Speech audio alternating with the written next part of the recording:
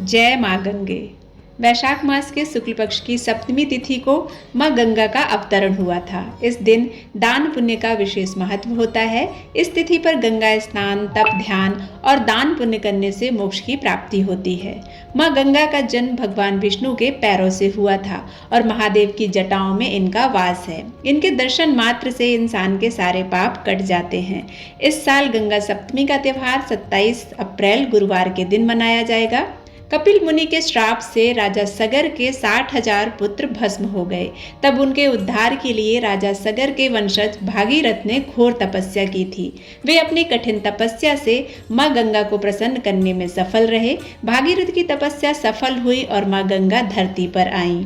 गंगा के स्पर्श से ही सगर के 60,000 पुत्रों का उद्धार हुआ, इसलिए गंगा को मोक्षदायिनी भी कहा जाता है। यूं तो गंगा में आस्था की डुबकी कभी भी लगाई जा सकती है, लेकिन परम पुण्य की प्राप्ति के लिए गंगा सप्तमी पर इसका महत्व और अधिक बढ़ जाता है। यदि गंगा किनारे जाकर स्नान करना संभव ना हो तो आप गंगा जल की कुछ बूंदें साधारण जल में मिलाकर उससे भी स्नान कर सकते हैं। शास्त्रों के अनुसार गंगा सप्तमी के दिन दान पुण्य का विशेष महत्व होता है। इस दिन संभव हो सके तो गंगा नदी में स्नान करें। ओम श्री गंगे नमः का उच्चारण करते हुए माँ गंगा को अर्घ दें। गंगा नदी में तिल का दान करें। गंगा घाट पर पूजन करें। पूजा के बाद अपने सामर्थ्य के अनुसार ब्राह्मणों और जरूरतमंदों को दान अवश्य दें। गंगा सप्तमी पर शाम को चांदी या स्टील के लोटे में गंगा जल भर के इसमें बेलपत्र डालकर घर से शिव मंदिर जाएं और शिवलिंग पर जल चढ़ाकर बेलपत्र अर्पित करें। मन ही मन आर्थिक संकट दूर होने की प्रार्थना करें। यदि आपके घर के आसपास मंदिर नहीं है या आपके लिए यह संभव नहीं है तो आप यह उपाय घर पर भी करके महादेव की कृपा प्राप्त करके आर्थिक तंगी को दूर कर सकते हैं। हर सोमवार को शिवलिंग पर गंगा जल अर्पित करें। जल अर्पित करते समय या तो महामृत्युंजय मंत्र का जाप करें या साधारण ओम नमः शिवाय मंत्र का जाप कर सकते हैं। मंत्र जाप के बाद शिव जी से आयु, रक्षा और उत्तम सेहत की प्रार्थना करें। गंगा जल को हमेशा पवित्र और धातु के बर्तन में ही रखना चाहिए। गंगा जल को हमेशा ईशान कोण में ही रखना चाहिए। ईशान कोण यानी कि उत्तर पूर्व की दिशा में ही गंगा जल को रखना चाहिए। गंगा जल को कभी भी प्लास्टिक की बोतल में भरकर नहीं रखना चाहिए। मार्केट में गंगा जली मिलती हैं, या तो आप तांबे की गंगा जली ले सकते हैं या पीतल की गंगा जली ले सकते हैं। इसमें भरकर गंगा जल को आप ईशान कोण में रखते हैं तो स्थिर लक्ष्मी का निवास होता है।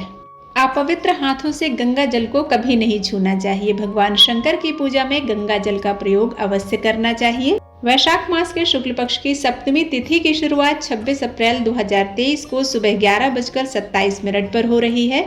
ये तिथि अगले दिन 27 अप्रैल को दोपहर 1:38 पर समाप्त होगी। शास्त्रों में तीर्थ स्नान के लिए ब्रह्म मुहूर्त को उत्तम बताया गया है, इसलिए 27 अप्रैल 2023 को गंगा स्नान का शुभ समय होगा। 27 अप्रैल को माँ गंगा की पूजा का शुभ मुहूर्त सुबह 11 बजे से दोपहर के 1:38 तक रहेगा। गंगा सप्तमी के दिन यदि आप गंगा नदी में स्नान नहीं कर पा रहे हैं तो सूर्योदय से पहले उठकर घर पर ही पानी में गंगा जल मिलाकर स्नान कर लें। इसके बाद अपने घर के मंदिर में माँ गंगा की मूर्ति या तस्वीर के साथ कलश की स्थापना करें। इस कलश में रोली, चावल, गंगा जल, शहद, चीनी, इत्र और गाय का दूध, इन सभी सामग्रियों को भरकर कलश के ऊपर नारियल रखें। इसके आसपास मुख पर अशोक के पत्ते लगा दें, साथ ही नारियल पर कलावा बांध दें। फिर गंगा की प्रतिमा या तस्वीर पर कनेर का फूल, लाल चंदन, फल, गुड़ का प्रसाद चढ़ाकर माँ गंगा की आरती करें। साथ ही गायत्री मंत्र का जाप करें। इससे आपके जीवन में शुभता बढ़ती है। माँ गंगा की कृपा से पुत्र पौत्र आदि में वृद्धि होती है। स्थिर लक्ष्मी घर में निवास करती हैं। दाम्पत्य जीवन में सुख शांति बनी रहती है। गंगा सप्तमी के दिन गुरु पुष्य योग बन रहा है और अमृत सिद्धि योग बन रहा है। इस सिद्धि योग में किए गए जप, तप, पूजन, प्रार्थना, यज्ञ, दान, हवन का विशेष फल प्राप्त होता है। इस शुभ अवसर का लाभ उठाते हुए श्रद्धा विश्वास के साथ माँ गंगा की पूजा करते हैं।